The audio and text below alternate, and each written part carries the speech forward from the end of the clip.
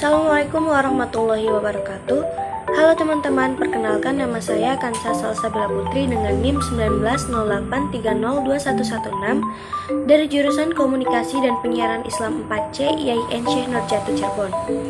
Tujuan dibuatnya video ini adalah untuk memenuhi tugas ujian akhir semester dari mata kuliah Komunikasi Kelompok dan Organisasi dengan dosen pengampu Bapak Babai Barmawi SAG MSI.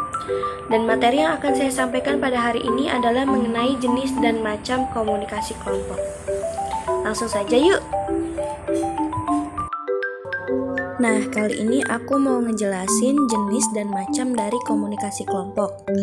Tapi sebelumnya aku mau ngejelasin dulu pengertian kelompok dan pengertian komunikasi itu apa sih?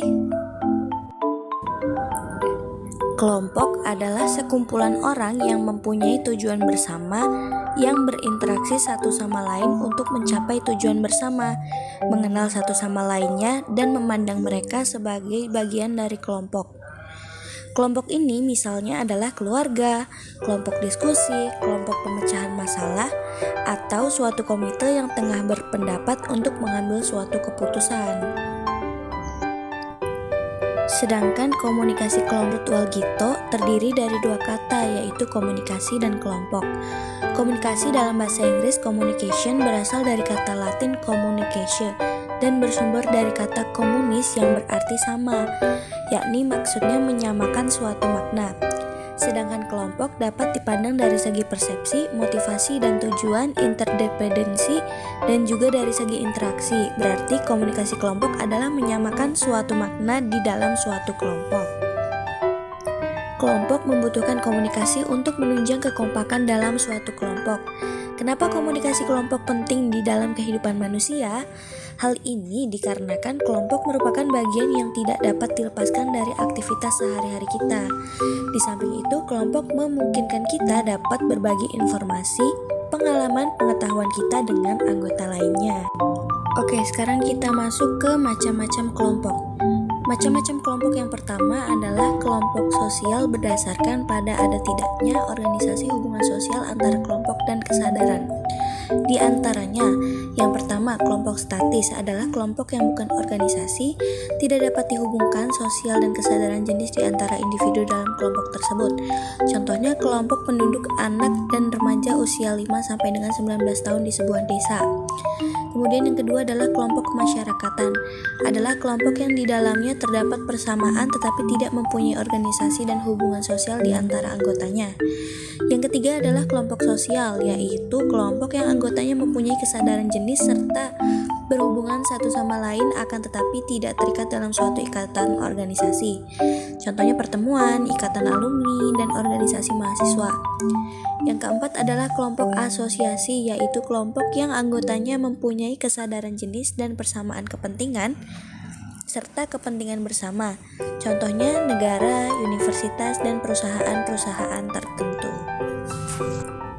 Yang kedua adalah macam kelompok berdasarkan interaksi sosial, yaitu yang pertama kelompok primer adalah kelompok yang di dalamnya terjadi interaksi sosial di antara anggota-anggotanya yang saling mengenal secara dekat dan berhubungan erat di dalam kehidupannya. Atau jika menurut George Human, kelompok primer adalah sejumlah orang yang terdiri dari beberapa orang yang seringkali berkomunikasi satu dengan yang lainnya sehingga setiap orang mampu berkomunikasi secara langsung. Kemudian yang kedua adalah kelompok sekunder, yaitu sekelompok individu yang di dalamnya terjadi interaksi sosial yang tidak secara langsung, secara berjauhan. Contohnya partai politik, himpunan serikat kerja, dan sebagainya.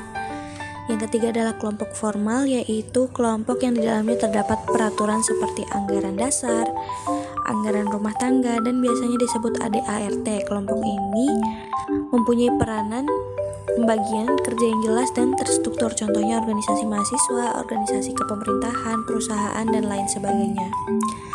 Kemudian yang terakhir adalah kelompok informal, merupakan kelompok yang terbentuknya melalui proses interaksi yang dilakukan berulang kali, terdapat daya tarik dan kebutuhan individu di dalamnya. Kemudian yang ketiga adalah macam kelompok sosial berdasarkan solidaritas yang teranggota. Yang pertama, solidaritas organik merupakan solidaritas yang sifatnya mengikat masyarakat yang kompleks dan telah mengenal adanya pembagian kerja yang teratur. Yang kedua adalah solidaritas mekanik, yaitu solidaritas yang muncul dari individu-individu dalam kelompok yang sifatnya masih sederhana.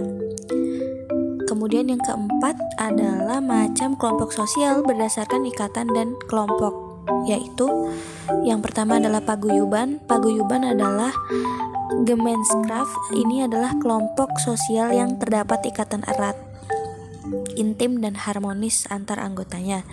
Kemudian yang kedua adalah patembayan, yaitu Gesellschaft, yakni kelompok sosial yang kehidupan publiknya hanya bersifat sementara dan semuanya.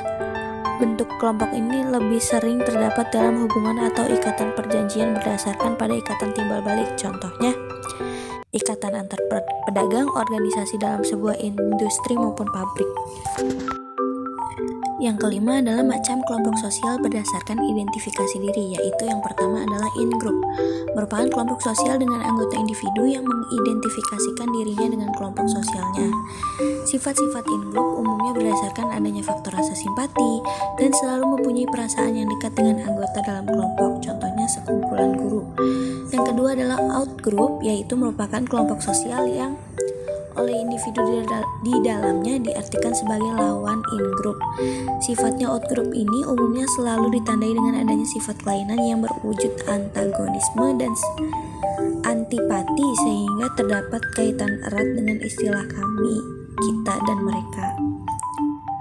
Yang keenam adalah macam kelompok sosial berdasarkan hubungan antar individu. Yang pertama adalah kelompok primer atau primary group, merupakan kelompok sosial yang para anggotanya mempunyai perasaan kebersamaan dan saling mengenal serta akrab. Kemudian yang kedua adalah kelompok sekunder atau secondary group, merupakan kelompok yang di dalamnya terdapat kepentingan yang sama sehingga kerjasama didasarkan pada hitungan untung rugi. Itu tadi pemaparan materi mengenai macam dan jenis komunikasi kelompok. Semoga dapat memberikan manfaat bagi kita semua. Mohon maaf apabila ada kesalahan. Billahi taufiq wal hidayah. Wassalamualaikum warahmatullahi wabarakatuh.